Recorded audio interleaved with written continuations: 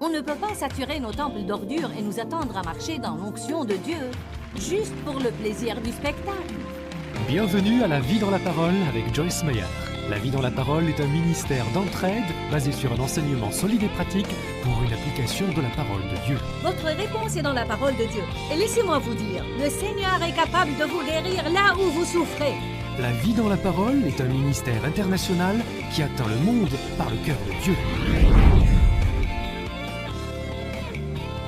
Et voici aujourd'hui pour vous l'occasion d'expérimenter la vie dans la parole avec Joyce Meyer.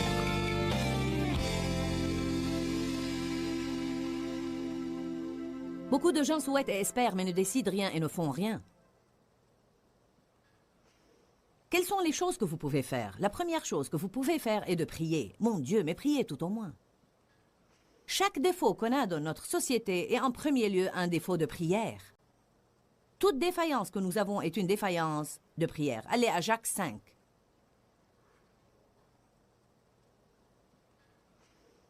Jacques 5, verset 17.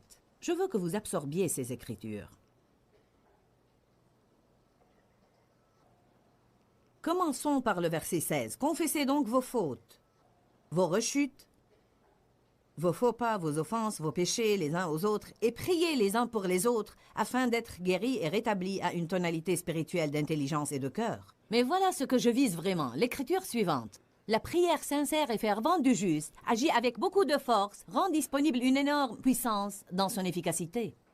À n'importe quel moment que l'on prie, à n'importe quel moment que l'on prie, quand moi je prie et quand vous priez, une énorme puissance, que tout le monde dise puissance, est rendue disponible.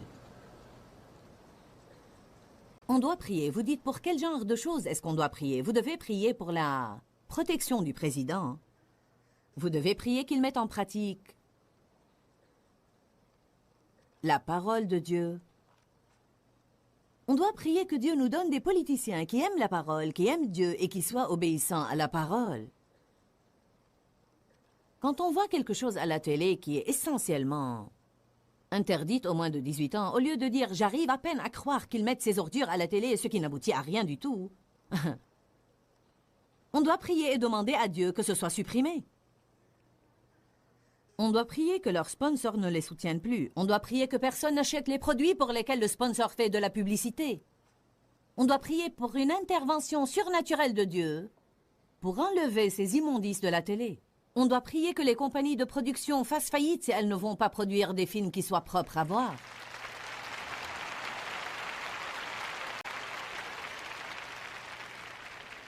Si 600 millions de chrétiens commençaient à prier pour les spectacles que notre société offre aujourd'hui, nous aurions du changement.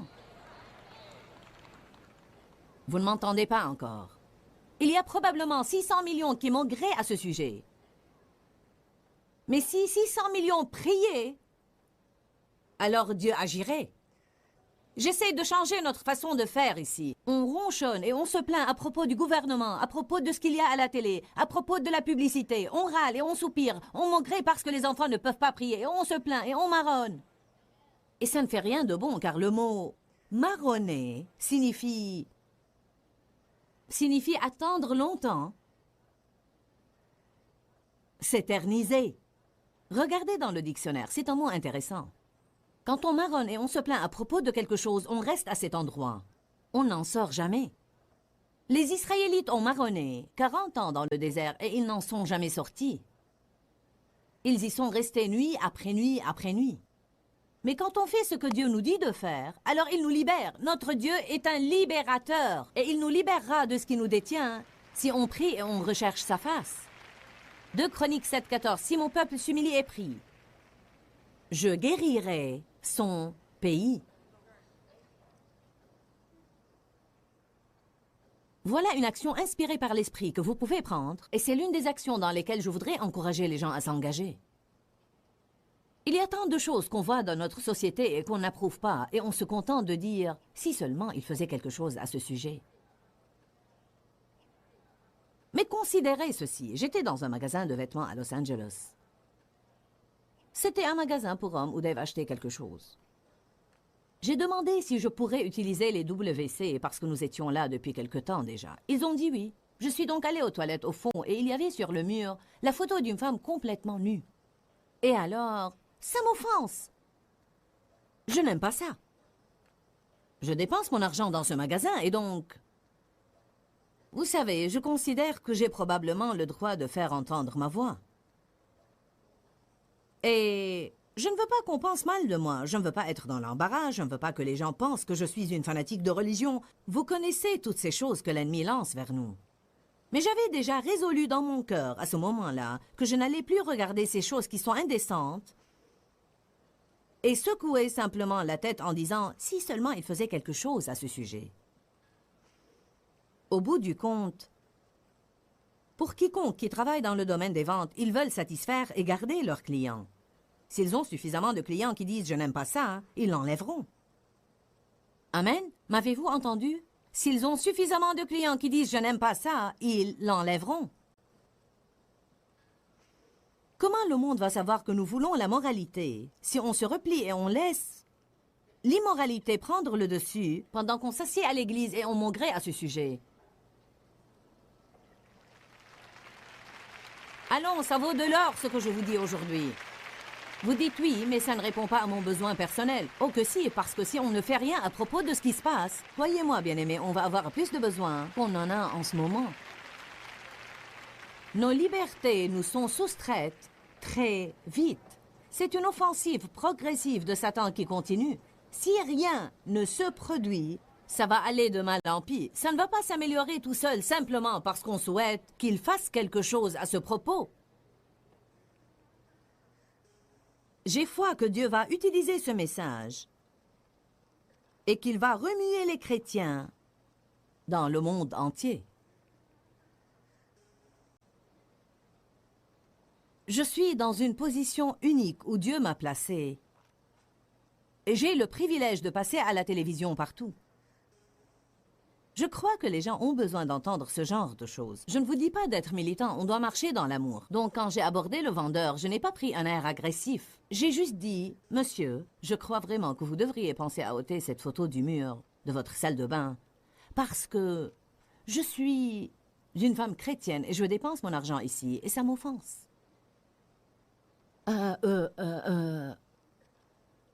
Ça se voyait bien qu'il était dans l'embarras. Alors je suis tout de suite devenue cordiale avec lui. L'erreur que les chrétiens font est qu'ils ne savent pas se faire entendre et rester gentils. Ils ne savent pas comment faire entendre leur voix et ne pas agir comme des forcenés. On ne veut pas avoir une attitude du genre « je suis mieux que vous ». Nananana. J'en ai fait mon affaire d'être cordial avec lui. On a continué à acheter les vêtements. On est revenu dans ce même magasin environ 6 mois plus tard et j'ai dû encore aller à la salle de bain. Je voulais voir ce qu'ils ont fait. Et vous savez, la photo n'y était plus.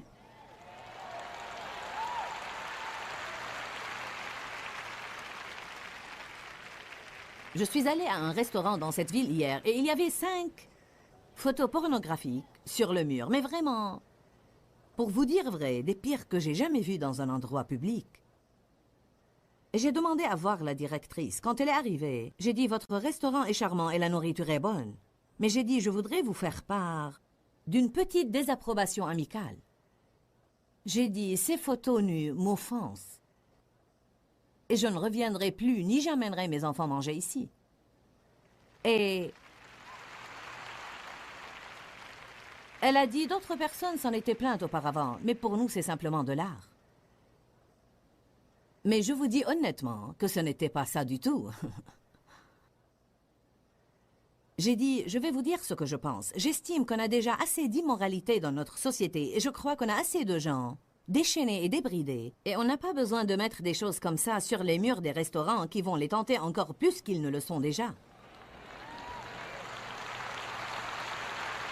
Cette dame a dit... Cette chaîne de restaurants a des points de vente partout, et ceci vient du bureau de la corporation. Et je vous dis que ces photos ne seront pas retirées. J'ai dit merci de m'avoir écouté. J'ai mangé mon repas, et je n'y retournerai pas. Mais est-ce que je peux vous dire quelque chose? Si chaque chrétien dans cette ville qui y va fait la même chose, Ça changera.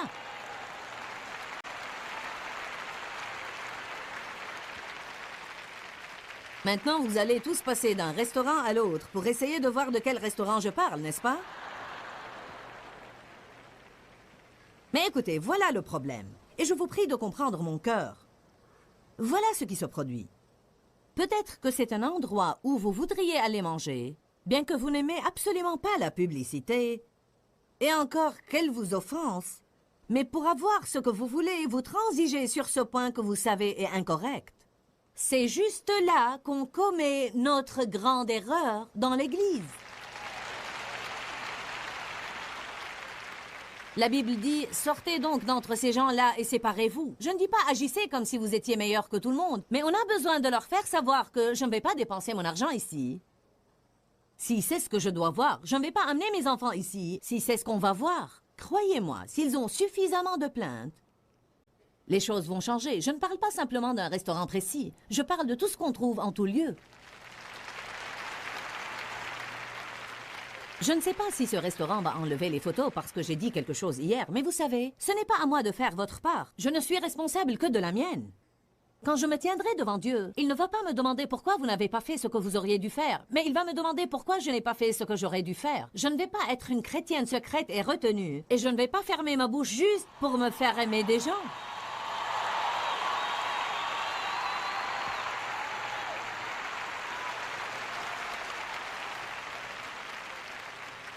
Si vous avez peur de dire quelque chose à voix haute, alors écrivez-leur une lettre après que vous soyez parti. Mais faites quelque chose. Faites quelque chose de crainte que vous ne fassiez rien. Si on continue tous à ne rien faire, sauf nous plaindre à propos de ce que les autres ne font pas, on va bientôt se retrouver dans un beau pétrin. Vous savez quelque chose? Il se peut y avoir quelques-uns qui sont ici, qui pensent « ce n'est pas mon problème ». Si ce l'est! C'est notre problème à tous. C'est le problème de tous ceux qui vivent en Amérique ou qui vivent dans n'importe quel pays où il y a ce genre de choses et auxquelles personne ne s'oppose. C'est notre problème à tous et nous sommes ceux qui vont en souffrir si nous ne commençons pas à nous lever et à voter, prier et à agir sous l'impulsion de l'Esprit quand Dieu le met sur nos cœurs.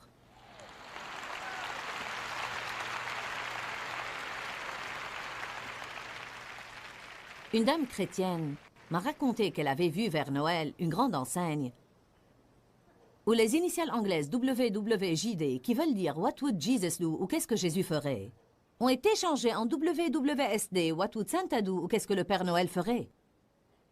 Elle a demandé à l'employé s'il ne pensait pas que Jésus avait déjà été soustrait de suffisamment de choses. Il a convenu et a dit qu'il signalera sa plainte au directeur. Je suis entrée dans un café pour m'acheter un café. J'ai été du côté du coin des grandes tasses de café car j'aime les modèles qu'ils ont. Et là, sur une tasse, il y avait un dessin d'une femme toute nue qui dansait avec un ange. Ça, c'est de la stupidité qui frise du génie. Je suis allée chez la gérante et j'ai dit « Qu'est-ce que c'est ça ?» Elle a dit « C'est de l'art, nous nous procurons ça de l'étranger. » En réalité, ça, c'est signé le diable.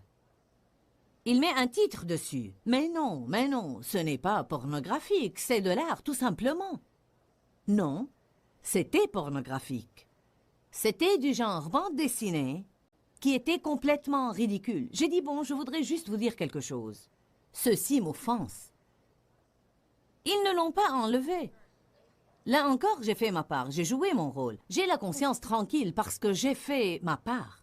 Je ne vais plus m'endormir la nuit durant les années qui me restent et me sentir coupable parce que j'ai laissé passer un tas de trucs immondes et j'étais médiocre et j'étais tiède et j'ai fait des concessions et je n'ai pas marché dans l'intégrité et puis je me demande pourquoi Dieu ne me bénit pas. Allez, je vous parle cet après-midi.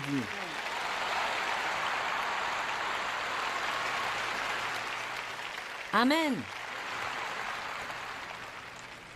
Peut-être que j'ai remis la prédication de ce message pendant si longtemps parce que je sais qu'il y a un bon nombre de gens qui pensent « Bon, ça va. Mais viens-en à quelque chose dont j'ai besoin. » Les gens ont besoin d'apprendre comment confronter les choses d'une manière pieuse. On doit vraiment prier contre toutes les maisons de jeu, les casinos et les bateaux de jeu.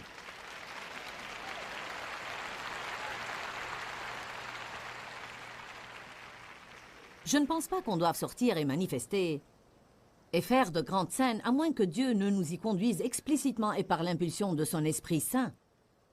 On doit prier que Dieu agisse. Si nous commençons à prier, Dieu commencera à agir. Dans notre ministère, nous prenons le temps dans nos cultes de prier pour les jeunes d'Amérique, de prier pour les médias et de prier pour le monde du spectacle. Je vous dirai quelque chose. Le monde du spectacle pose dans notre société aujourd'hui beaucoup de problèmes à nos adolescents et cause beaucoup de difficultés au mariage.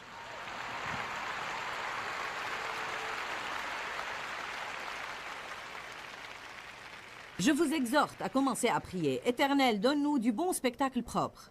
Si les dirigeants du monde du spectacle d'aujourd'hui ne le font pas, alors suscite de nouveaux responsables qui le feront.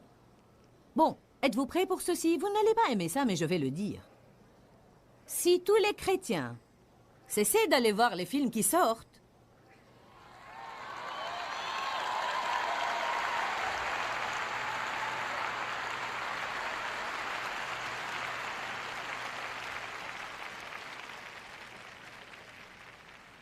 mais qu'est-ce qu'on est supposé faire? C'est tout ce qu'il y a à voir. Alors ne voyez rien. Soyez radical, soyez extrême. Procurez-vous des anciens films, quelque chose en noir et blanc plutôt que quelque chose de dégoûtant.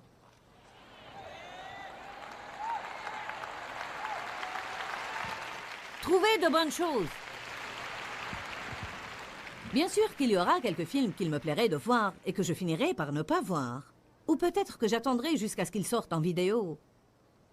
J'ai un gardien de télé qui supprime tout le mauvais langage des films qui sont sous-titrés. Je n'écoute pas ces ordures. Garde ton cœur en toute vigilance, car c'est de lui que jaillit la vie. Je n'essaye pas de vous dire que vous ne pouvez pas vous amuser. Ce n'est pas ce dont il s'agit ici. J'essaye de sauver votre vie. On ne peut pas saturer nos temples d'ordures et nous attendre à marcher dans l'onction de Dieu, juste pour le plaisir du spectacle. J'ai des amis qui voient des films que je ne verrai pas. Parfois, mes enfants vont voir des films que je ne verrai pas. Mais je ne suis responsable que de moi-même. Et je vais agir selon mes convictions. Et c'est ma réunion et donc je vais vous dire ce que je pense.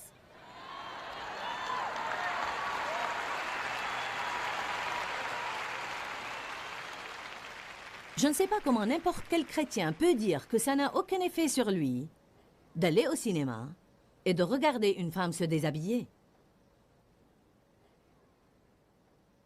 Ça doit vous affecter et avoir des répercussions sur vos relations. Ça doit avoir un impact sur vos pensées. Parce que ce qu'on y met, c'est ce qui en sort. Amen. On doit discerner la direction dans laquelle les choses vont dans notre société et on doit se lever et se faire entendre. Il est temps pour nous de nous lever et de nous faire entendre. À chaque fois que vous voyez les clairvoyants apparaître à la télé, au lieu de dire « Si seulement il est retiré de la télé, je pense que c'est terrible qu'il soit à la télé », vous devriez dire « Seigneur, ôte-les de la télé pour que les gens ne soient pas trompés par eux, pour que les gens qui recherchent la justice de Dieu ne soient pas séduits par eux. » En fait, voir des films est un de mes passe-temps favoris. Je prends plaisir à voir des films, mais je travaille dur pour avoir du spectacle propre. Et il y en a, si vous prenez le temps de chercher. Commencez donc par faire entendre votre voix, car sans vos dollars, ils ne peuvent pas faire des bénéfices.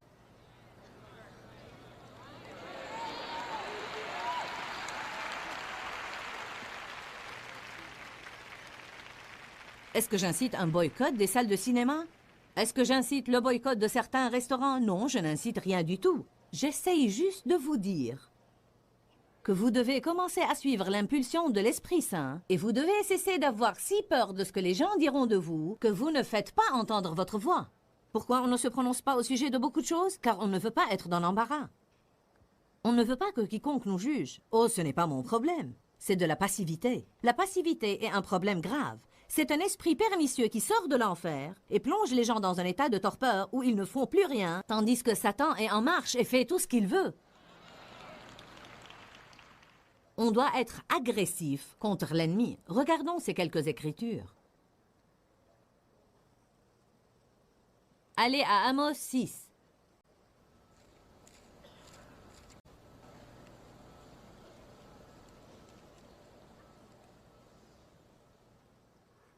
Qui est d'accord avec ce que je dis cet après-midi? Il est temps de faire entendre nos voix. Un homme d'affaires chrétien a partagé avec moi qu'il assistait à une réunion régulière où un autre monsieur usait d'un langage grossier et dégoûtant.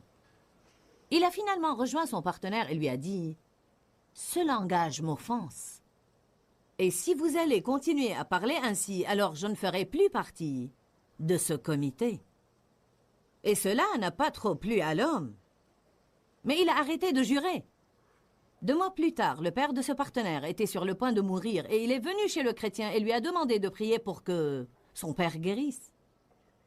Les gens peuvent se moquer de vous, mais ils vous respecteront et quand ils auront besoin d'aide, vous serez celui à qui ils s'adresseront.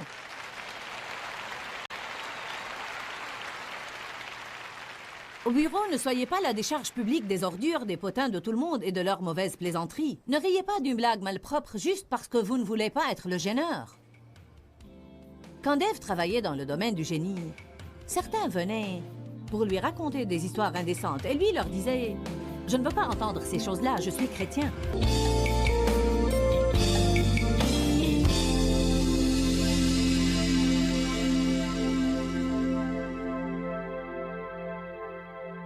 Ce qu'on doit tous faire et ce dont on a besoin, c'est d'être prêt à nous lever et nous faire entendre.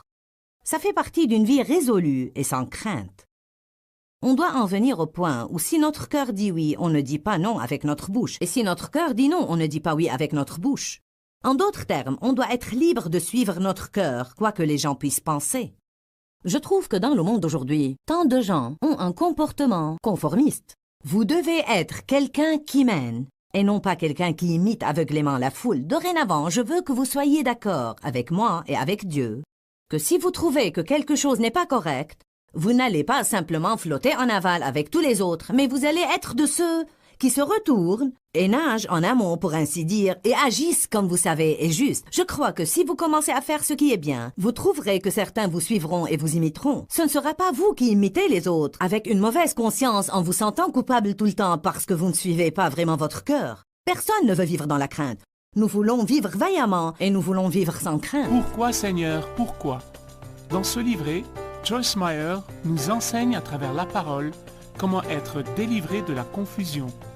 Pour obtenir ce livret gratuitement, écrivez-nous à Joyce Meyer, boîte postale 40095-6300, Larnaca, Chypre. Ou bien visitez notre site web www.joycemeyer.org/fr.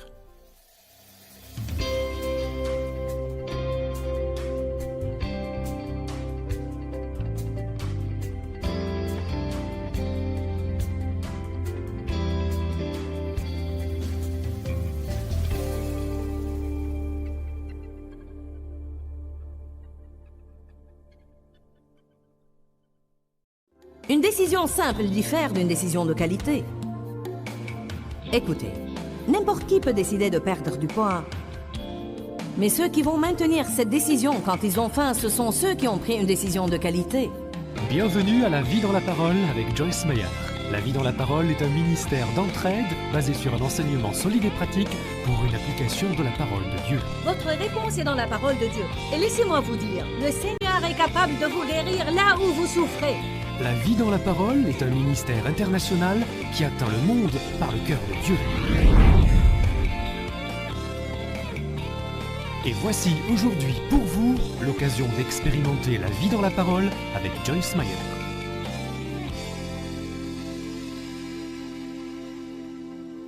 Le titre de ce message est « Levez-vous et faites-vous entendre ».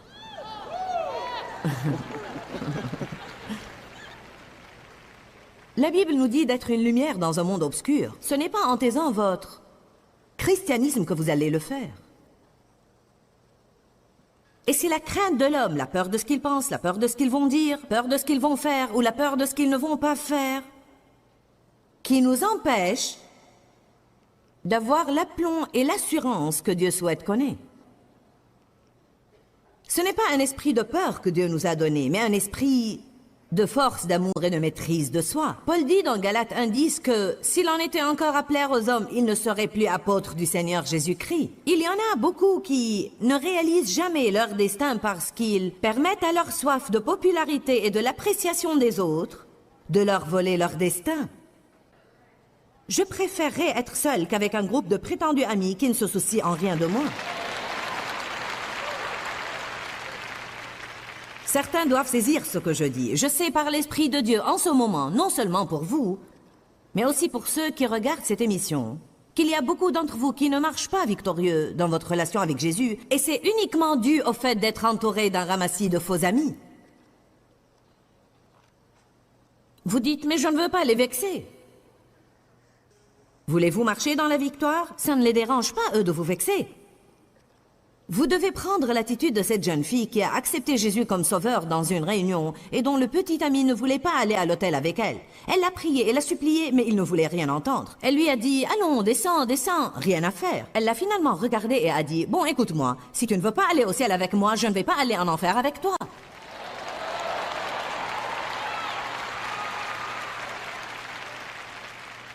On se sent bien quand on est hardi, courageux et résolu. On se sent bien quand on fait ce qu'on est supposé faire, et on dit ce qu'on est supposé dire. Mais on se sent mal, et on n'est pas fier de soi, quand on a été lâche, et quand pour gagner l'approbation de quelqu'un d'autre, on recueille la réprobation de Dieu. Satan est bien vivant sur planète Terre. La Bible dit que le diable rôde comme un lion rugissant, cherchant qui dévorerait. Nous avons à lutter contre les principautés, contre les puissances, contre les esprits du mal qui sont dans les cieux. Satan nous vient avec des cycles de tentation.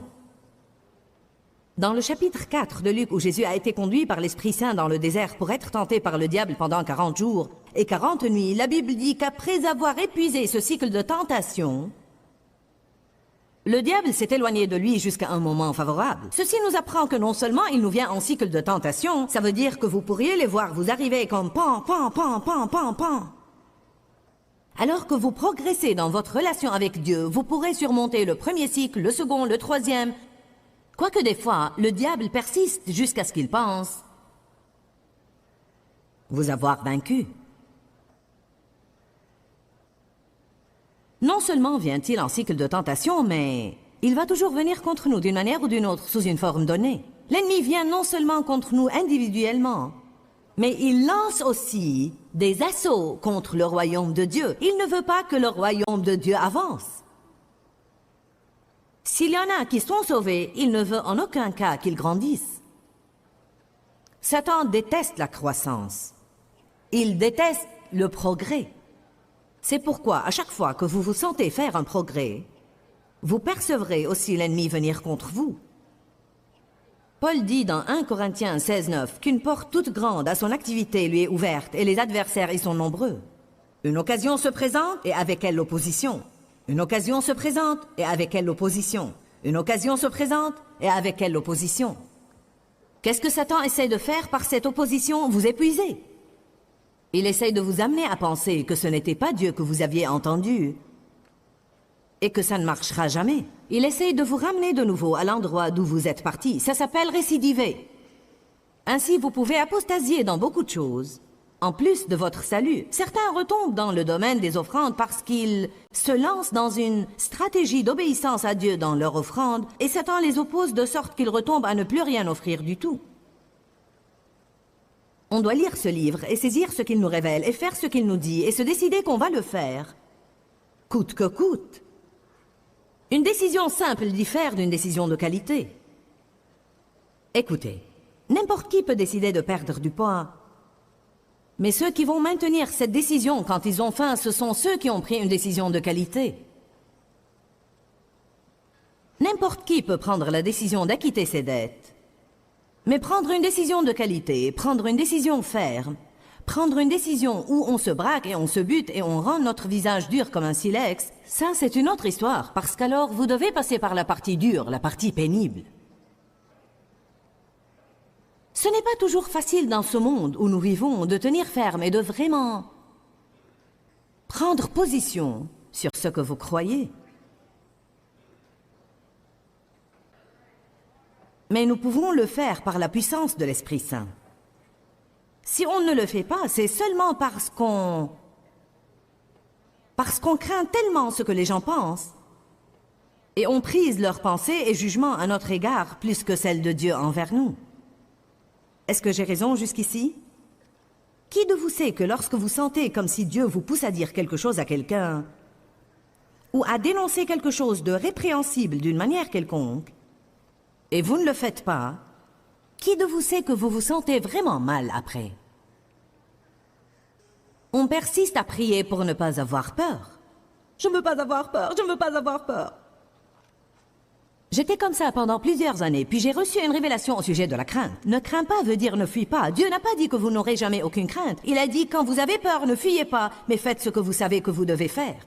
Je dis qu'au lieu de prier de ne jamais avoir des sentiments de peur, quand vous avez peur, faites-le en ayant peur.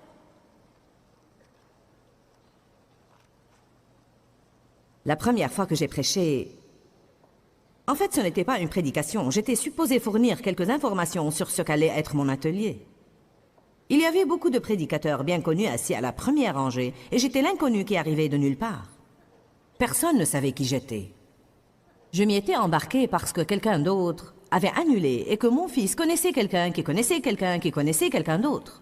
Voilà comment j'ai commencé ma première prédication au grand public. Il y avait à peu près 900 personnes ce soir-là, mais qui paraissaient plus nombreux que les milliers qui sont ici aujourd'hui. Il y avait le docteur un tel, et le révérend un tel, et le docteur un autre tel, et le docteur quelqu'un d'autre, et puis Joyce Meyer de Fenton. J'avais une telle frousse quand je me suis levée pour dire ce qu'allait être mon atelier du lendemain, toute tremblotante et en sueur. Je sentais qu'il me fallait courir aux toilettes chaque 2 secondes. Qui de vous connaît la routine? L'estomac noué, les pensées en course effrénée. J'étais tellement effrayée que lorsque j'ai ouvert la bouche pour leur dire sur quel sujet porterait mon atelier, rien n'en est sorti. Rien que du « Ah !» Là, il me fallait faire un choix. Ou bien je vais rentrer chez moi à Fenton et y passer le restant de ma vie, et c'est ce que le diable m'a dit de faire. Tu n'es pas à ta place ici. Personne ne te connaît et ça leur est complètement égal. Tu ne peux même pas sortir un mot de ta bouche. Tu es poltronne et lâche. Comment est-ce que tu comptes prêcher? J'avais le choix ou bien de me sauver, ou bien d'ouvrir ma bouche et essayer encore une fois. Et c'est ce que j'ai fait. Il en est bien sorti quelque chose cette fois. Le lendemain, mon atelier était bondé avec des gens qui pendaient derrière les portes. Et on court fort pour Jésus depuis. Amen.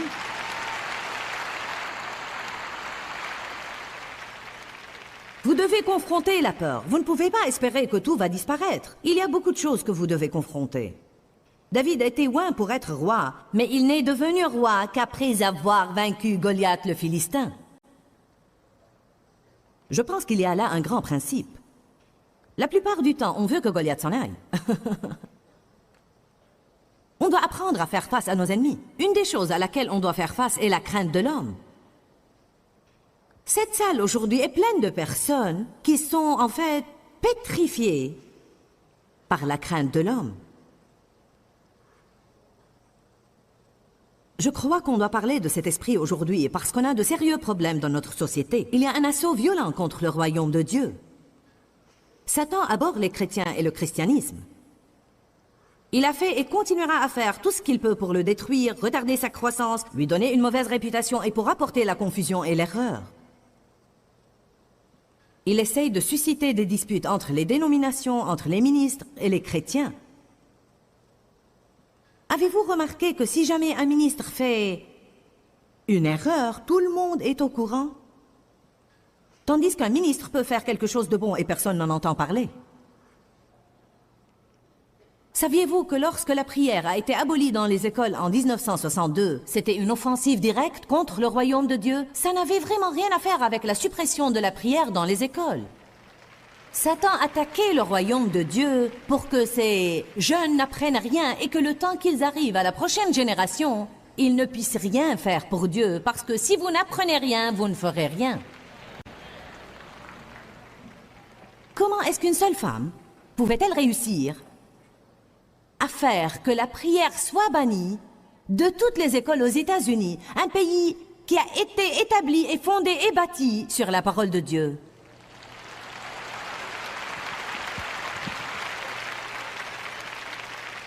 Peut-être que certains ne veulent pas prier. Eh bien, ceux qui ne veulent pas prier peuvent tout simplement garder leur bouche fermée.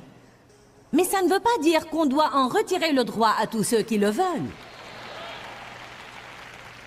Pourquoi cette femme s'en est sortie à bon compte?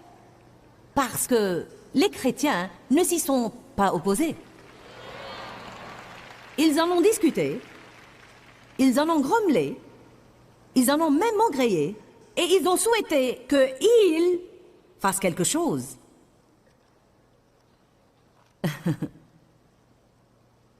Je vous demande, qui sont ces ils? Que tout le monde dise bien fort, il, c'est moi. Maintenant, avant d'aller plus loin, je veux dire ceci. Ce qui arrive souvent est que lorsqu'on voit un grand problème, on se sent vaincu avant même d'avoir essayé de faire quoi que ce soit à son sujet.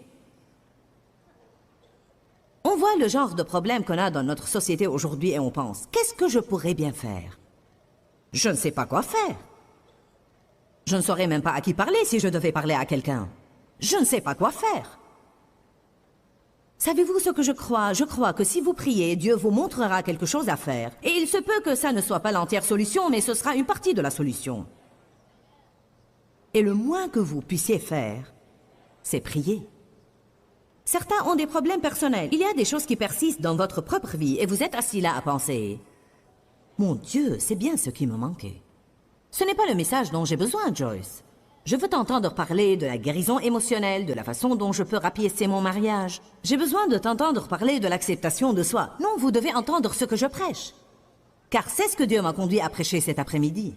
Et si c'est ça qu'il m'a mené à prêcher, c'est que vous devez l'entendre. Vous êtes placé au centre d'un rendez-vous divin avec Dieu. À moins d'apprendre comment ne pas laisser les gens vous contrôler, vous allez être un chrétien malheureux et frustré toute votre vie.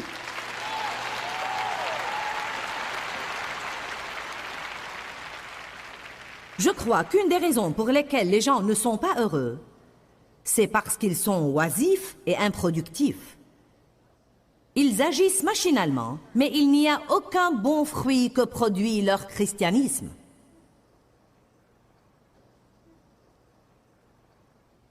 Satan frappe contre beaucoup de choses et les gens restent cloués et ne font rien. La prière a été supprimée des écoles en 62, la Bible en 63, les 10 commandements dans les 80. Le juste et pieux héritage de notre histoire a été ôté de nos manuels scolaires. Du langage vulgaire, de la violence et de la nudité à la télévision et au cinéma. Des publicités pornographiques dans les magazines et sur les panneaux. Des hommes et des femmes incroyants sont élus dans des fonctions officielles, alors qu'un grand nombre de chrétiens ne votent même pas.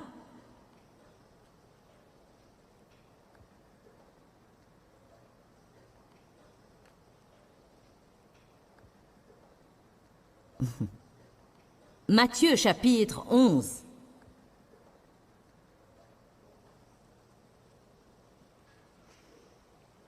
Verset 12. Depuis les jours de Jean-Baptiste jusqu'à présent, le royaume des cieux est assailli avec violence. Ça se passe depuis longtemps. Et ça devient de plus en plus fort.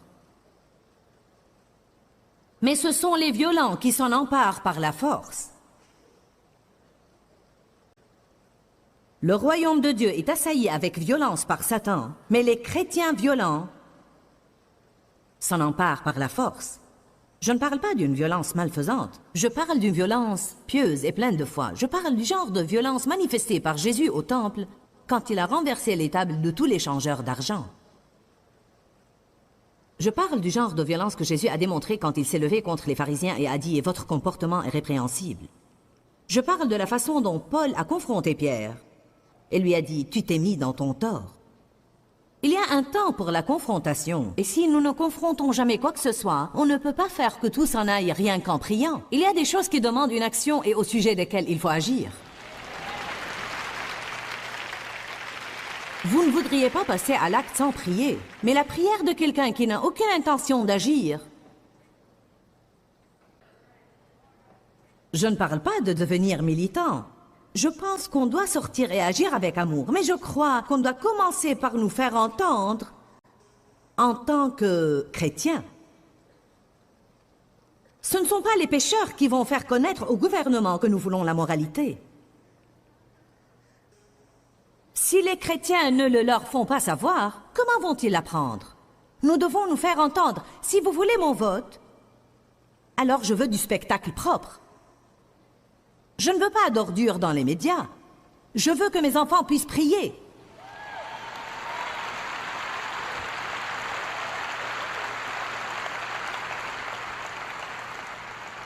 Amen.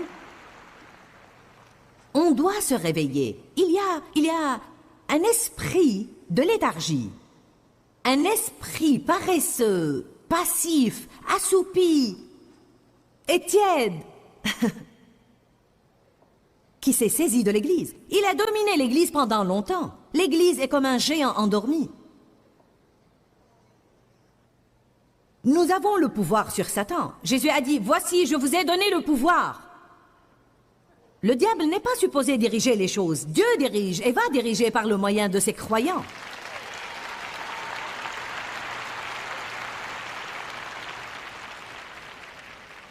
Ceux qui sont passifs finiront toujours par payer le prix de leur inaction tôt ou tard.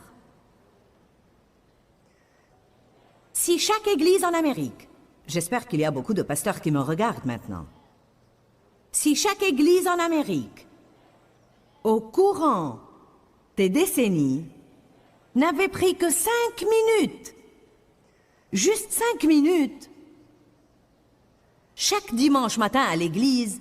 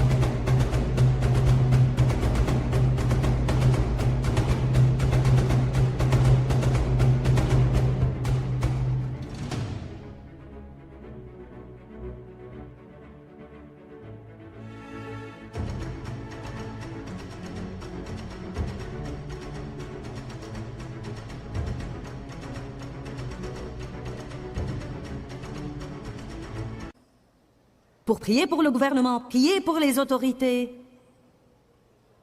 Faire quelque chose pour cultiver et garder ardent le patriotisme chez les gens. Pour encourager les croyants à voter. Pour faire un effort pour informer les gens, parce que de nos jours, les gens ne savent même pas comment se renseigner pour voter convenablement. La moitié du temps, ils ne savent même pas qu'il y a des élections.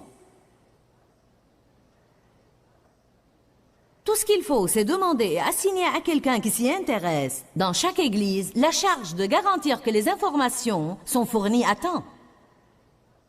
Donner aux gens l'information parce que le peuple est détruit faute de connaissances. Je vous dis tout de suite, si chaque église aux États-Unis avait fait juste ça, et je parle de toutes les églises au cours des décennies, on n'aurait pas eu la confusion qu'on a dans notre société d'aujourd'hui. On n'aurait pas eu le désordre qu'on a.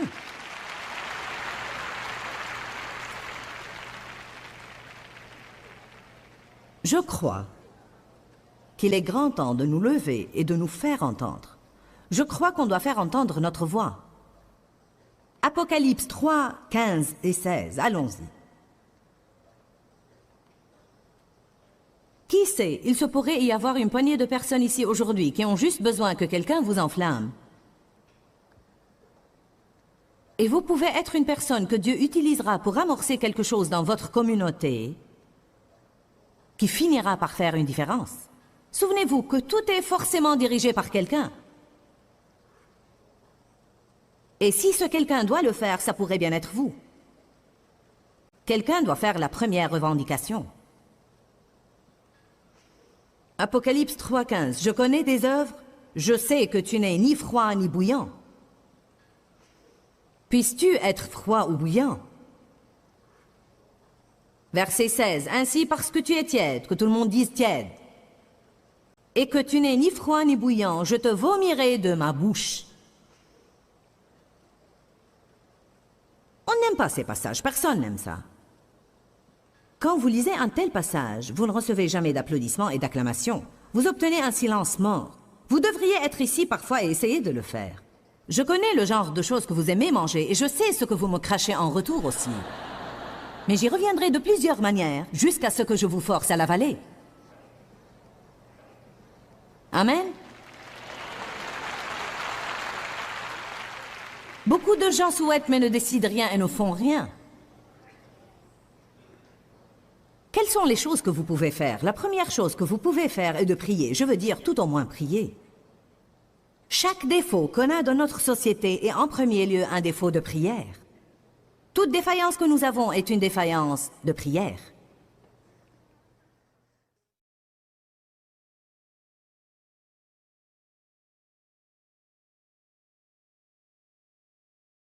Ce qu'on doit tous faire et ce dont on a besoin, c'est d'être prêt à nous lever et nous faire entendre.